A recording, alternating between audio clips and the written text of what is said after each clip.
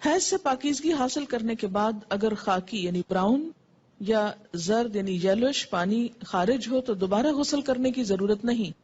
ان ام عطیہ رضی اللہ عنہا قالت كنا لا نعد القدرة والصفرة بعد الطهر شيئا رواہ ابو داود. حضرت ام عطیہ رضی اللہ عنہا فرماتی ہیں حیض سے پاکیزگی حاصل کرنے کے بعد خاکی یا زرد رنگ کے پانی کو ہم کوئی اہمیت نہیں دیتی تھی. اسے ابو داود نے روایت کیا. یعنی آپ اپنے مقررہ ایام پر پاک ہو گئی, نہائی, نماز پڑھی, اور پھر کچھ گھنٹے گزرنے کے بعد یوں معلوم ہوا کہ یلوش ڈسچارج پھر ہوا ہے, تو اس کو کنسیڈر کرنے کی ضرورت نہیں. اب دوبارہ نہانے کے لیے زحمت نہ کرے. حیض سے پاکیزگی حاصل کرنے کے لیے بے جا عجلت اور بے جا تاخیر دونوں سے کام نہیں لینا چاہیے. بے جا عجلت کا کیا مطلب ہے کہ انڈیو جلدی, یعنی ہے کب پاک ہوں گی, کہیں نماز نہ چلی جائے, کہیں روزہ نہ چلا جائے, اچھا نہا لیے, پھر دیکھا کہ ابھی تو نہیں پاک ہوئے, پھر نماز چھوڑ دی, پھر روزہ توڑ دیا, پھر نہا لیے. تو یہ کھیل نہیں بنانا چاہیے اس کو. اسی طرح بے جا تاخیر کے پاک بھی ہو چکے ہیں لیکن نہائی نہیں رہے, محض سستی کے مارے کہ اچھا ایک دو نمازیں اور چھوڑ لیں, آرام کر لیں, تو ایسا نہیں کرنا چاہیے.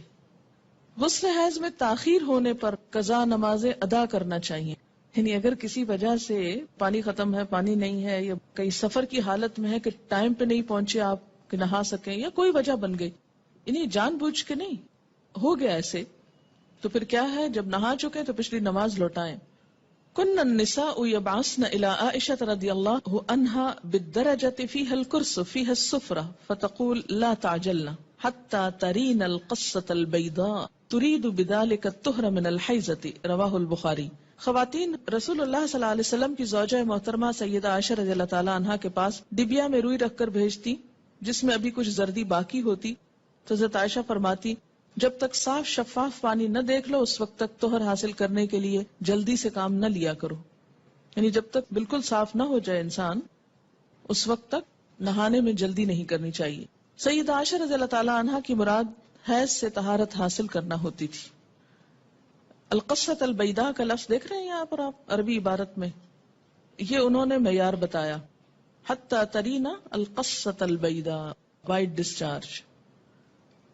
قال ابن عباس رضی اللہ عنہما تغتسل وتصلی ولو ساعة من النهار ويأتيها زوجها اذا صلت الصلاة اعظم رواہ البخاری. حضرت عبداللہ بن عباس رضی اللہ تعالی عنہما فرماتے, یہ دونوں آپ صحابیوں کے فتوے ہیں کہ مستحاضہ حسب عادت ایام حیض کے بعد غسل کر کے نماز پڑھے.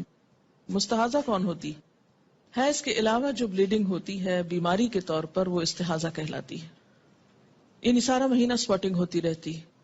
تو اس میں کیا ہے کہ جو حیض کے ایام ہیں جن میں بلیڈنگ فرق ہو جاتی ہے, مثلا تھکنس ہے یا اس کی اور علامات معلوم ہوتی ہیں, یا اس بیماری کے شروع ہونے سے پہلے ایام حیض کی جو ڈیٹس تھی یا جو عادت تھی اس کے مطابق نہا لے اور باقی دنوں میں نماز پڑھتی رہے خواہ سپاٹنگ ہوتی ہے.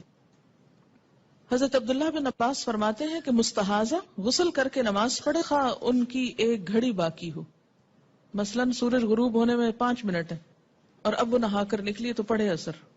جب عورت نماز ادا کر چکے تو پھر شوہر اپنی بیوی سے صحبت کر سکتا ہے کیونکہ نماز افضل ہے, اسے بخاری نے روایت کیا ہے. حائضہ پاکیزگی کی حالت میں جس نماز کے اول یا آخر وقت میں سے ایک مکمل رکعت ادا کرنے کا وقت پالے اس وقت کی قضا نماز اسے ادا کرنی چاہیے. مثلاً ظہر کی اذان ہو چکی, آدھا گھنٹہ گزر گیا, آپ نماز پڑھنے جا رہے تھے, پتہ چلا پیریڈز ہو گئے, اب نماز تو نہیں پڑھ سکتے, لیکن چونکہ وقت نماز کا داخل ہو چکا تھا اس لیے یہ نماز آپ کی ذمہ ہو گئی. اب جب آپ پاک ہوں گے تو یہ نماز دہرائیں گے. یہ پتہ ہے آپ کو پہلے سے؟ یہ دیکھیں اکثریت نہیں بول رہی ہے. اس سے اندازہ کریں کہ ہم اپنے دین کے فرائض کو کس حد تک جانتے ہیں اور ہمارے بڑوں نے ہم کو کیا بتایا, اور اگر ایسی باتیں کلاس میں کی جائیں تو پھر یہ شرم و حیا کے خلاف.